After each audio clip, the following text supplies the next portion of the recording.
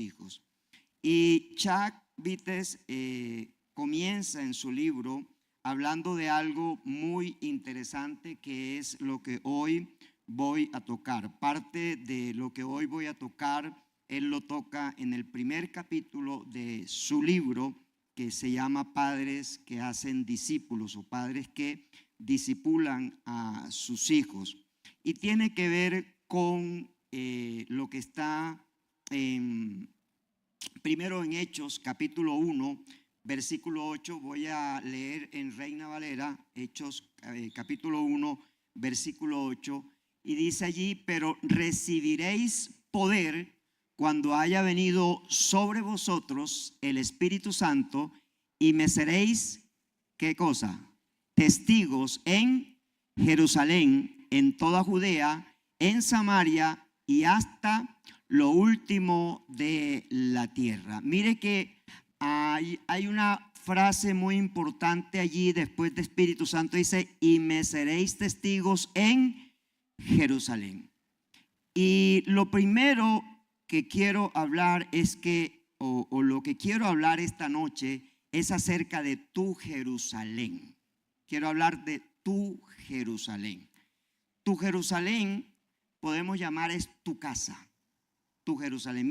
Mire cómo la gran comisión, o cómo la comisión de ir a ser discípulos comienza. ¿Dónde comienza? En Jerusalén. Luego, ¿dónde sigue? De acuerdo a la demanda del Señor, en toda Judea. Judea es más que Jerusalén, ¿cierto que sí? Porque Judea es, por decir algo, el departamento, o en este caso Judea ya era una nación y Jerusalén era la capital de esa nación. Entonces mire cómo comienza: en la ciudad, luego en la nación, luego otras naciones. Samaria representa las naciones de los gentiles, y luego dice: y hasta lo último de la tierra. O sea, está involucrado aquello que en ese momento no se conocía, aquello que en ese momento no tenía identidad, y pueda que Jesucristo en la parte humana no tenía conocimiento, pero él sí sabía, porque él es el creador de toda la tierra como Dios, hasta lo último de la tierra.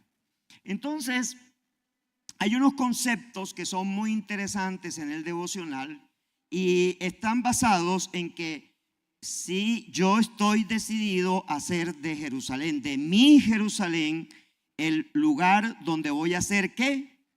Testigos. Mire que Jesús le dice: y me seréis testigos. ¿Quién es un testigo? Un testigo es alguien que cuenta una historia, que vio algo, que lo llaman a testificar. En el derecho lo conocemos así, ¿cierto? O sea, es alguien que va a decir algo de alguien, en este caso, o de un acusado, o de alguien a quien se le está defendiendo su derecho en ese momento.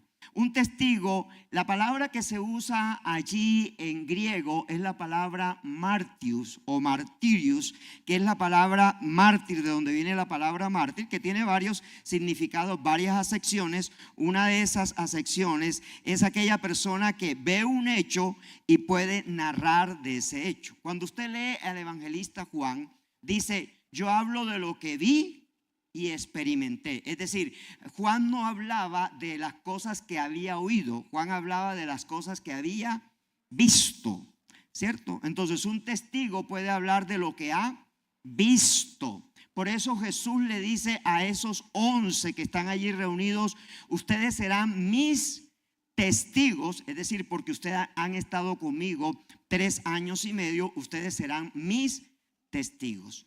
Y ahora entonces trasladémoslo a tu casa, trasladémoslo a tu hogar, trasladémoslo al lugar de nuestra residencia. Pero vayamos entonces a Mateo capítulo 28 y leamos desde el versículo 18 de Mateo 28. Y dice: y Jesús se acercó y les habló diciendo: toda potestad me es dada en el cielo y en la tierra. Por tanto, id y haced discípulos a todas las naciones, bautizándolos en el nombre del Padre y del Hijo y del Espíritu Santo, enseñándoles que guarden todas las cosas que os he mandado, y he aquí, yo estoy con vosotros todos los días hasta el fin del mundo. Amén. Entonces mira el componente de lo que es la gran comisión. Si Jesús comienza diciéndole a sus discípulos: toda autoridad me ha sido dada en el cielo y en la tierra, ese es el principio de nuestro discipulado en el hogar. El principio de nuestro discipulado en el hogar es que Jesús es la autoridad de mi hogar. O sea, yo no puedo ser luz en la calle y oscuridad en mi casa. Yo no puedo ser autoridad en la calle y no tener ninguna autoridad en mi casa, ¿sí? O no ser de autoridad en mi casa. Es decir, Jesús quiere que nosotros pongamos nuestros hogares en orden. Ese es un principio básico. Es un principio básico. Jesús quiere que nosotros pongamos nuestros hogares en orden, y para Él dice: toda potestad, es decir, toda autoridad a mí me ha sido delegada en los cielos y toda autoridad me ha sido delegada en la tierra. El apóstol Pablo dice de Jesús que por cuanto Él se humilló, Dios le dio un nombre que es sobre todo nombre, para que en el nombre de Jesús toda rodilla se doble y toda lengua confiese que Él es el Señor nuestro Dios. Es decir, el principio de que yo quiera hacer que mi casa sea un templo, que mi casa sea un lugar de discipulado, es que la autoridad de Jesús yo quiera establecerla en mi casa. Pero antes de que yo quiera establecer esa autoridad de Jesús en mi casa, en el primer lugar donde esa autoridad se tiene que establecer es en mi vida. ¿Cómo nos ven nuestros hijos? ¿O cómo nos verán nuestros hijos cuando los que se vayan a casar, o los que todavía no tienen hijos y ya están casados? O sea, ¿cómo nos ven? ¿Cómo nos ven en la oficina donde trabajo? ¿Cómo nos ven las personas que conocemos? ¿Nos ven como que nosotros reflejamos la autoridad de Cristo? En el Sermón del Monte, después que Jesús ha hablado acerca de lo que son las nuevas demandas en el reino de los cielos, en el reino que Él está estableciendo, Él dice algo que es muy importante: vosotros sois la sal de este mundo y la luz de esta tierra. Es decir, Jesús está diciendo algo que debemos entender que es muy importante. Es fácil decir que nadie puede superar a Jesús, pero en la Biblia no me dice a mí, y en el Nuevo Testamento no me dicen a mí, que yo no puedo imitar a Jesús. Porque Pablo dijo: sean imitadores de mí como yo de Cristo. En otras palabras, si yo imito a Cristo, ustedes me deben seguir a mí. Entonces, en nuestro hogar, el varón de la casa debe ser la sal y debe ser la luz de la casa. Por lo tanto, en el hogar nuestro, la autoridad, y así lo dice Pablo, el varón es la cabeza de la mujer. Y la cabeza del varón es Cristo. Y entonces quiero que vayas entendiendo y vayas teniendo asociación de ideas, porque Pablo está colocando los lugares de autoridad. Cristo es la autoridad del varón, el varón es la autoridad de la mujer, y los dos son la autoridad de los hijos. ¿Cuántas personas se necesitan para que esté Cristo? 2 o 3. Pero con 2 es suficiente. O sea que esposo y esposa ya tienen iglesia en su casa. Si no hay hijos, esposo y esposa ya tienen iglesia en su casa si no hay hijo. Y cuando aparece el hijo ya son 3. Y aparece 4 con el Espíritu Santo, 5 con Cristo y 6 con el Padre. O sea, allá hay para hacer culto en el hogar. ¿Aló? Esto lo vamos a machacar por muchos años. Como dijo Pablo, hasta que Cristo se vea reflejado en vosotros. Hasta que Cristo, porque tú y yo le hemos invertido más tiempo a nuestros hijos en que aprendan cosas del mundo que no los lleva a la eternidad, ¿o no? Y yo le invito a que usted revise el tiempo que usted le gasta a su hijo y el tiempo que usted hace que su hijo invierta para que su hijo se convierta basquetbolista, lingüista, hablando todos los idiomas, haciendo todas las cosas, dibujo, arte, danza, esto y lo otro, el estudio. Pero las horas de Cristo en el hogar es casi que cero. Y allí es donde tiene que comenzar nuestros cambios. Porque a veces queremos reemplazar con 5 minutos lo que debe ser toda una cultura de autoridad en el hogar. Toda una cultura. O sea, yo no puedo pretender ganarme a los de afuera si todavía no me he ganado a los de adentro. Es que yo no sé evangelizar. Listo, ¿con quién vive? Yo vivo con mi papá, vivo con mi mamá, vivo con un hermano, vivo con mi hijo y vivimos yo. Ya tienes para hacer un culto. Ya tienes para hacer un culto. Ya tienes para compartir del Señor al menos una vez a la semana. Ya tienes para compartir. La estrategia, el modelo, el modo, el Espíritu Santo te lo dará. O sea, no hay un modelo que sea A, B, C. Lo que yo envío es simplemente algo que el Espíritu Santo me dio la primera vez que me senté a escribir este modelo. No tengo ni idea que Dios me está llevando a escribir un libro.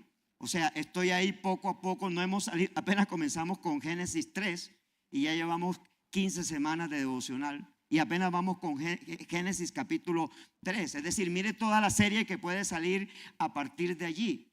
Pero eso es simplemente un modelo, pero no es algo estático, no es algo que usted no lo pueda socializar o compartir como usted quiera. Pero que tenga la verdad central, porque debe tener ese versículo y eso es lo que debe hacerse entender. Entonces, volvemos a lo que dijo Jesús. Toda autoridad me ha sido dada. Entonces, ¿dónde comienza que mi iglesia se convierta en una casa de oración? ¿Dónde comienza que mi casa se convierta en una iglesia? En que lo primero que establecemos es la autoridad de Cristo en nuestro hogar. Es lo primero que establecemos. Es la autoridad de Cristo. Ese es lo primero que vamos a establecer. Pero eso indica que yo me tengo que humillar como Cristo se humilló para que la autoridad de Cristo se mueva a través de mí. Y estoy hablando a través de la persona convertida.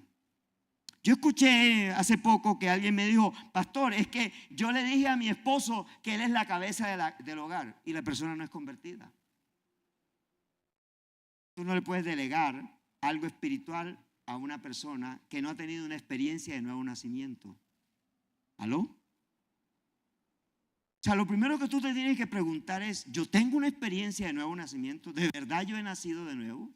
¿De verdad yo tengo a Cristo en mi corazón? Porque si yo tengo a Cristo en mi corazón, mi casa es un castillo donde se mueve el reino de Dios. O sea, es un lugar donde se mueve el reino de Dios. ¿Y un rey dónde vive? En un palacio, en un castillo. Castillo de Buckingham, ¿no? Vive un rey. Entonces, ¿dónde viven los reyes? En palacios, en castillos. Entonces, mi lugar, mi casa se tiene que convertir en una casa de oración. Y ahí es donde está la autoridad. Cuando mi hijo comenzó, que no, yo cumplí 18 años. Sí, señor, entonces, como usted quiere venir a las 2 y 3 de la mañana y esta es una casa de oración, entonces aquí está su maleta, aquí usted verá dónde se va. Porque es que las reglas de juego aquí yo las establezco. Y eso no es imposición. Y ojo, te estoy hablando que dentro de poco tus hijos varones van a tener 18 años y van a creerse dueños de la autoridad. Es un ejercicio mental que necesitamos hacer nosotros. Pero lo preparé, porque a veces yo quiero hacer correctivos cuando no hice el camino de transición. Y me toca hacer una cultura. Yo sé que, y yo le puedo preguntar a la alabanza y le puedo preguntar a los hosts, ¿ustedes oraron hoy? ¿Intercedieron las peticiones que yo envié? ¿Que yo envío? Ok. ¿Lo hizo la alabanza? ¿Las peticiones que yo envío? ¿Las oraron? Es una cultura.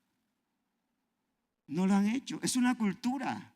¿Sí me hago entender? Es una cultura. Los jóvenes, tú les das las peticiones los sábados para que oren. Hay un equipo que está orando. Tú levantas un equipo. O sea, es una cultura. Es una cultura. Y necesitamos establecer esa cultura.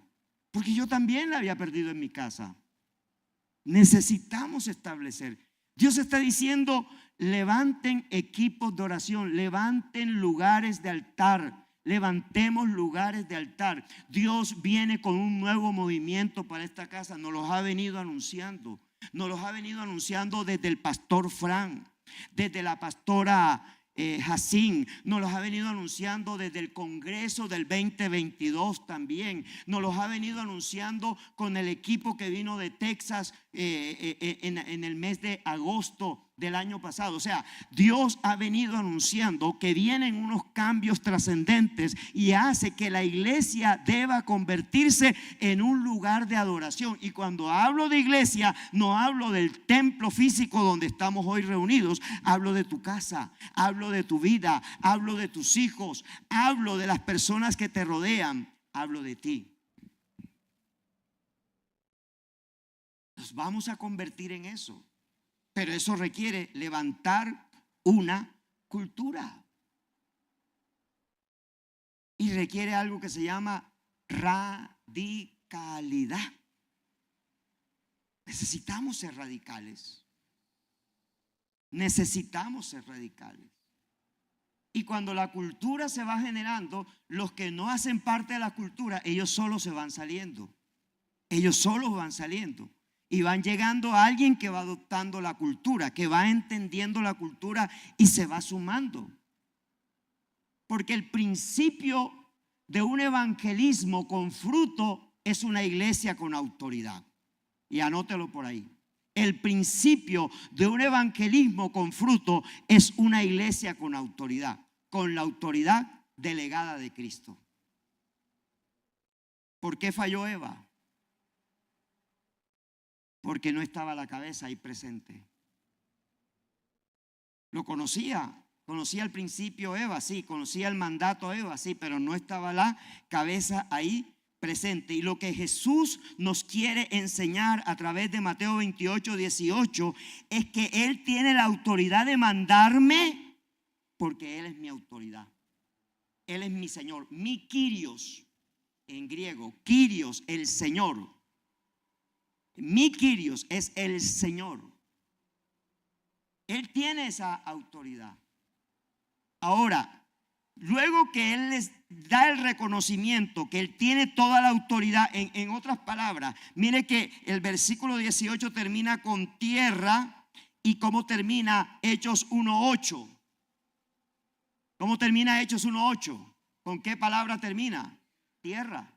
Hasta lo último de la tierra. Y a mí me ha sido dada la autoridad hasta lo último de la tierra. O sea que la gente tiene cualquier religión hasta cuando Cristo aparece. Pero Cristo aparece a través de uno suyo, uno de sus discípulos.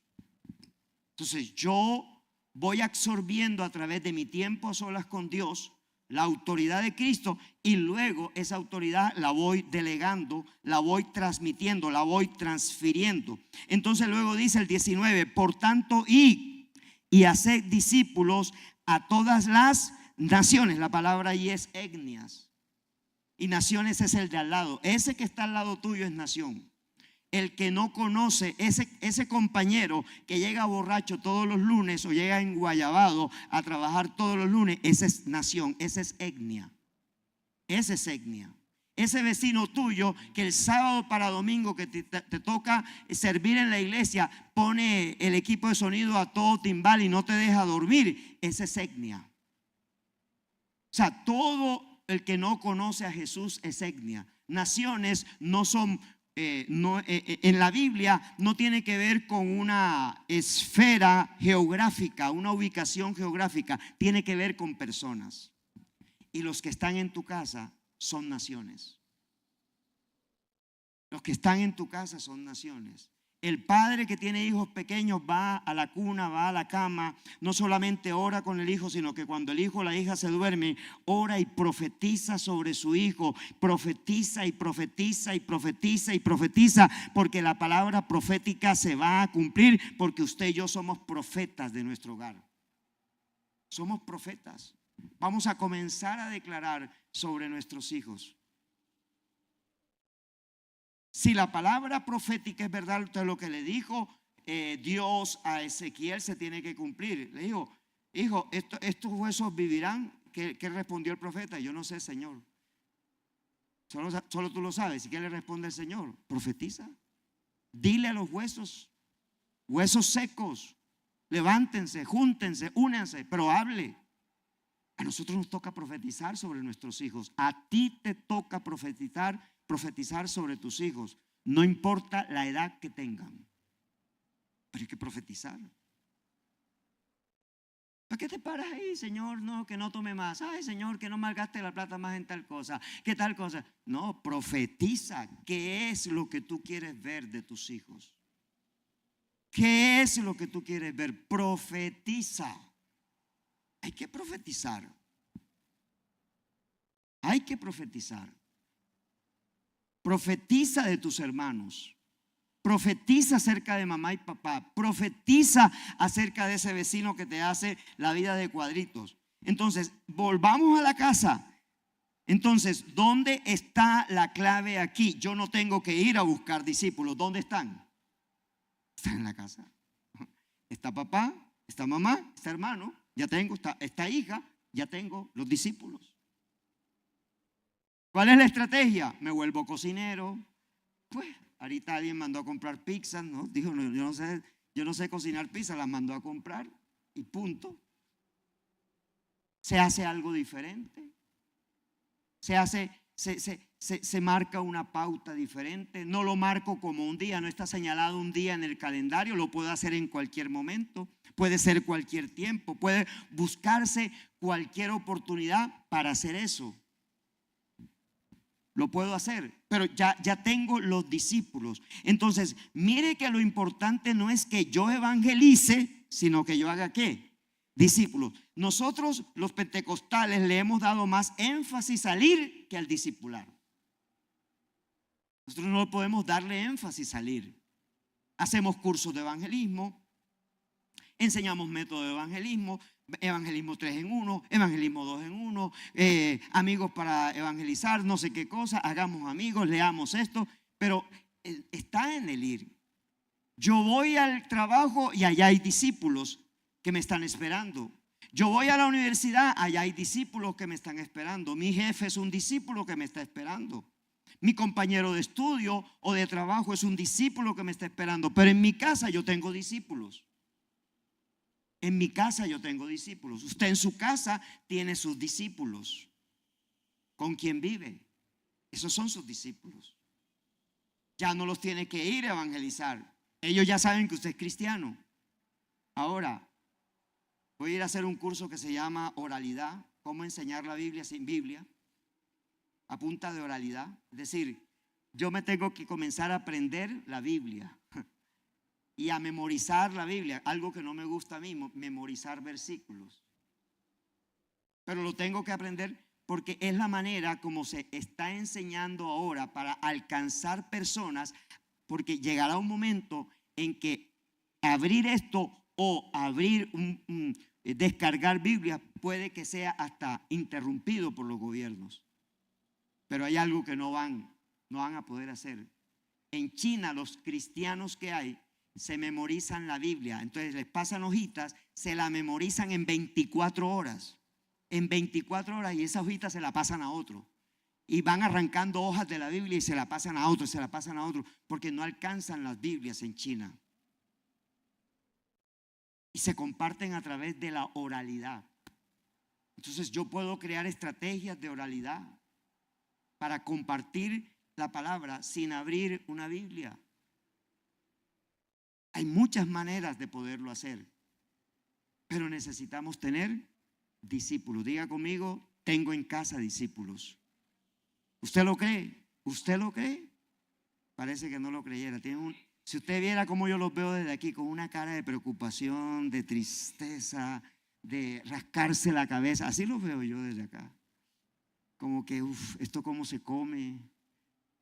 ¿Esto cómo se hace? No sé. Si usted me pregunta esto cómo se hace, no sé. No tengo idea. Pero lo que sí sé es que el que dio la idea nos va a enseñar a hacerlo. Y lo vamos a aprender a hacerlo. Lo vamos a aprender a hacer. Y lo vamos a ver. Porque esto se trata de reino. Se trata de tus hijos. Se trata de tu familia. Profetiza, tu esposa está embarazada, profetiza sobre esa barriga, profetiza. Profetiza sobre la ropa de tus hijos. Profetiza sobre el closet de tus hijos, de tus padres. Hágase esta pregunta: si uno de mi casa muere esta noche sin Cristo, ¿quién es el responsable de esa muerte sin Cristo? Hágase esa pregunta. Yo todos los días me la hago.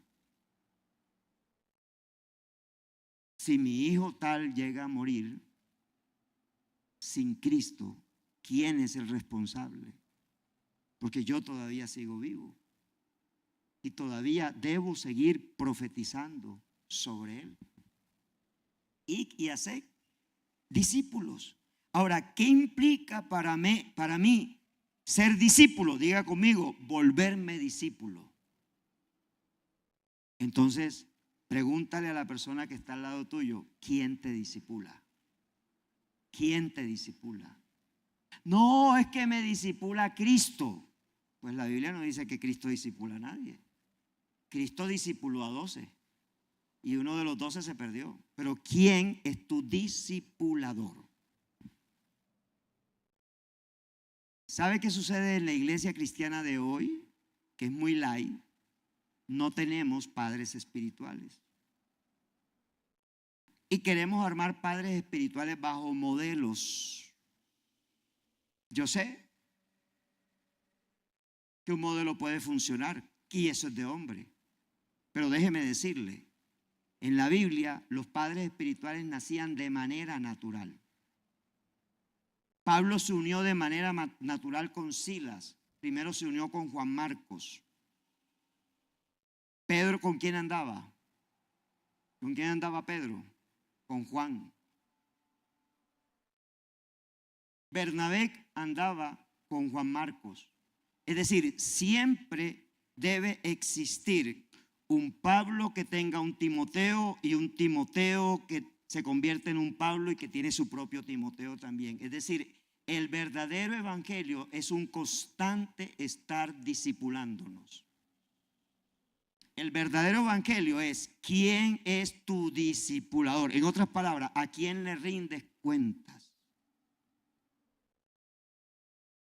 Porque en la iglesia cristiana de hoy, incluyendo esta, que es la nuestra, hay líderes, pero no hay padres espirituales. Hay pastores, pero no hay padres espirituales. Porque la paternidad es caminar con alguien. La paternidad es caminar con alguien. Y necesitamos recuperar la paternidad. Necesitamos volver a la paternidad, no como un curso, sino como una esencia.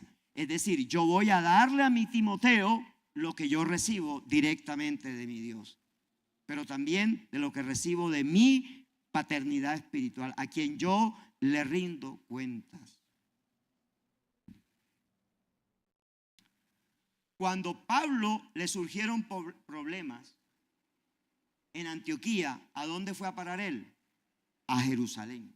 Se fue a Jerusalén a rendirle cuenta a los apóstoles que estaban en Jerusalén y los apóstoles de Jerusalén le dieron una serie de instrucciones que Pablo comenzó a obedecer. Cada 3 años Pablo se devolvía a Jerusalén a rendirle cuenta a sus discipuladores, que en realidad no eran sus discipuladores, pero uno tiene que escoger quién es el discipulador de uno. Uno tiene que escoger quién me va a... Sí, porque es que hay gente que dice, no es que yo quiero que usted sea mi discipulador, pero en la primera confrontación huye de mí y huye de la iglesia. Y perdóneme, en la paternidad espiritual no existe amistad. Existen padres e hijos y los padres no tienen que ser amigos de los hijos. Eso es una mentira que ha vendido la psicología. Los padres no son amigos de los hijos. Porque los hijos necesitan paternidad y maternidad. Que necesitan una madre que los confronte y un padre que los confronte. Una madre que los impulse, un padre que los impulse. Una madre que los promocione, un padre que los promocione. Entonces necesitamos eso. Entonces, ¿usted quiere que sus hijos se vuelvan discípulos suyos? Dígale a sus hijos quién es su discipulador. Eso es lo que hay que comenzar a hacer. ¿Quién es tu pastor? ¿Quién te pastorea? ¿Sí? Yo voy a lugares donde dicen, les presento a mi pastor. Yo no soy pastor de esa persona. Eso es un cumplido. Cuando alguien dice, le presento a mi pastor, es porque yo me siento pastoreado por esa persona. Hay personas que me dicen, pastor, yo me siento pastoreado por usted a través de las predicaciones que escucho de usted en el canal de YouTube. Yo estoy suscrito y entonces yo toda la semana, entonces yo me siento pastoreado por usted. Yo me siento en un mentoreo con usted.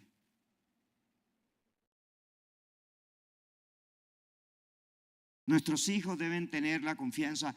Yo en esto no soy autoridad y yo sé que necesito trabajar en esto.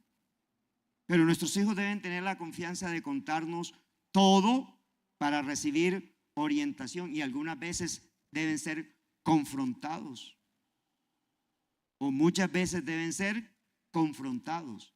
Y como decía en alguna ocasión, en todo hogar, cuando hay niños pequeños se necesita la vara de la corrección.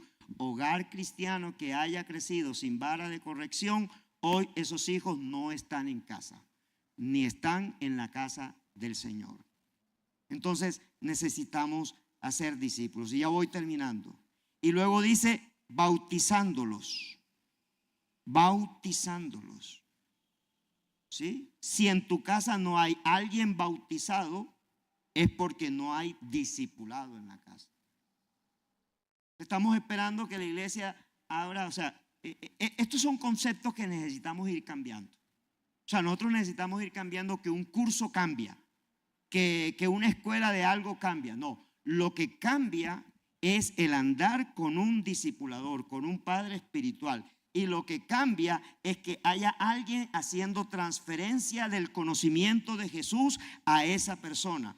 ¿Para qué? Para que la persona tome la decisión de bautizarse. El bautismo no es opcional. El bautismo es parte de mi proceso de aceptación a Cristo como mi Señor y como mi Salvador. Jesús lo estableció como un puente de conexión para entrar al reino de los cielos.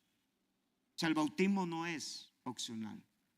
Dice bautizándolos, y ahí está la fórmula en el nombre del Padre, del Hijo y del Espíritu Santo. Y finalmente diciéndole, enseñándoles que guarden todas las cosas que os he mandado. Entonces observe, autoridad me lleva a ir. Ir me lleva a funcionar como padre espiritual para ser discípulo.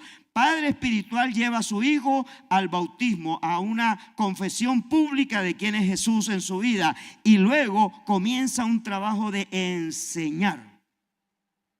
Transferencia no de conocimiento teórico, sino de experiencia con Dios.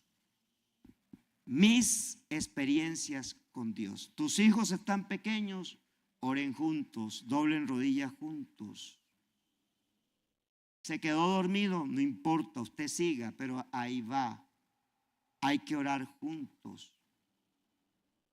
como les decía el domingo que cuando abrí esta serie, el domingo el 20 algo, 26, en un hogar, en una casa convertida en una iglesia, se acabaron las peleas y se acabaron las discusiones. Pero si usted no toma la radicalidad de ser padre, no va a funcionar. Su casa no va a cambiar.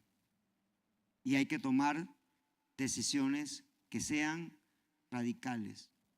Y muchas veces eso, escurrirnos a la manera como el mundo lo maneja y tratar de que, o sea, no sé, a veces estamos como que estoy en el evangelio, pero también tengo que complacer a mis hijos o a mí mismo con el sistema del mundo, y eso no va a funcionar. Jesús dijo algo que o eres frío o eres caliente, pero tibio ni palchiras, no funciona.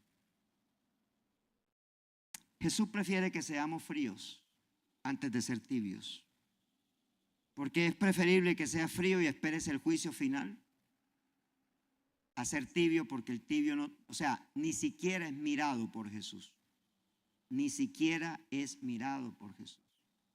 O vivimos una fe ferviente o no vivamos nada. Pero necesitamos vivir una fe ferviente. Amén. Pongámonos en pie, iglesia.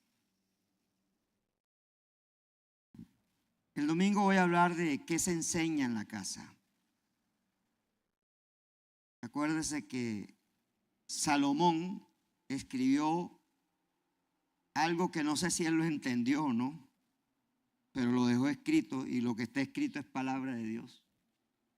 Dijo: instruye al niño en su camino, y aun cuando fuere viejo, no se perderá. Si quiere saber lo que eso significa, no se pierda la serie el domingo. No se perderá. No se perderá. ¿Qué significa? ¿Y de dónde lo toma Salomón y por qué lo escribe allí? Y esto tiene que ver incluso con los que son maestros de niños. No puedo darle a un niño juguetes, dibujos. Tengo que darle palabra, pero palabra que yo viva, porque cuando un niño es puesto en tus manos, tú te conviertes en un padre o en una madre espiritual de ese niño, y eso hay que trabajarlo con sumo cuidado. Amén. Señor y Padre del cielo, Señor, yo te doy gracias, oh Dios. Gracias porque tú pones el querer como el hacer, Señor. Señor, nada de lo que estamos hablando, nada de lo que estamos tratando es un concepto humano o es... Cualquier día el pastor se levantó con unas ganas de hacer algo nuevo y se le ocurrió esto, Señor. No. Esto tú lo vienes empujando por varios años, Señor. Pero ha llegado el momento, Señor. Ha llegado el momento que nuestras iglesias, que las iglesias que nacen de los lomos de esta casa y esta casa, Señor, seamos portadores de la gran comisión con los nuestros, Padre. Es algo muy sencillo, Señor. Si levantamos discípulos en nuestro hogar, tu iglesia jamás, de los jamases, menguará o tendrá que cerrarse. En Europa hoy los grandes templos que se construyeron en los siglos IX, X, hasta el siglo XVIII, XIX, hoy, Señor, están funcionando centros comerciales, están funcionando discotecas, están funcionando zonas de restaurantes. Algunos han sido demolidos para construir mall. Padre del cielo, Señor, hoy Europa, Señor, ha perdido la esencia de dónde vino su crecimiento, Padre del cielo, Señor. Y hoy, Padre amado, Dios, Europa llora lo que ha perdido, porque Europa ha perdido el fuego del Espíritu Santo, Señor. Hoy, Padre, lo racional es lo que funciona allá, Padre del cielo. Hoy, Señor, lo amoral, Señor, o lo inmoral es lo que funciona allá, Padre del cielo. Y vamos camino, Señor, en América Latina. Y vamos camino en Norteamérica, Padre, a lo mismo, Señor. Vamos camino, Señor, a donde se está perdiendo el avivamiento, Señor. La iglesia de Jesús jamás desaparecerá, porque Él dijo: edificaré mi iglesia y las puertas del Hades no prevalecerán contra ella, Señor. Pero en el nombre de Jesús, Padre del cielo, en el nombre de Jesús, Señor, Padre, hoy, Padre, Señor, hago una proclamación profética, Padre, sobre esta casa, sobre tu casa, sobre tu hogar. Y yo quiero que tú hagas algo en el nombre del Señor, que comiences a escribir en la puerta de tu casa, en la parte del frente, en la parte de adentro de tu casa: esta es casa de oración. Este lugar es un lugar de adoración del Señor. En este lugar se adora al Señor. En este lugar se exalta el nombre del Señor. Este es un lugar de altar del Señor, Padre del cielo. Yo te pido en el nombre de Jesús, Señor, que eso que le dijiste a tus discípulos: oh, toda autoridad me ha sido dada en los cielos y en la tierra, nosotros la reconozcamos, Señor. Tú nos has dado autoridad, Señor. Tú nos has dado una autoridad que es la tuya, Señor. Nosotros debemos poner nuestra mirada en Jesús, el autor y consumador de nuestra fe. Es en la persona en quien debemos poner nuestra mirada, Señor. Padre del cielo, ayúdanos en esto, Señor. Oh, Señor, direcciónanos en esto, corrígenos en esto, Padre del cielo, Señor. Padre, que el fuego, la esencia de tu Espíritu Santo nos lleve a entender que tenemos una Jerusalén que conquistar, que se llama nuestra casa. Hay una Jerusalén que conquistar, hay una Jerusalén que discipular, hay una Jerusalén donde tú me has puesto como pastor, Padre del cielo, y necesito levantarme como pastor de mi casa, como pastor de mi hogar, Padre del cielo, Señor, en el precioso nombre de tu Hijo Jesucristo, Señor. Oh, te exaltamos, Espíritu Santo. Gracias, Espíritu Santo, porque te estás moviendo, Señor. Padre, todo lo que no sea tuyo en nuestros hogares, te pedimos, Señor, que nos los muestre para nosotros sacarlo, para erradicarlo. Te pedimos, Señor, que nos des visión. Te pedimos que nos des discernimiento de espíritu.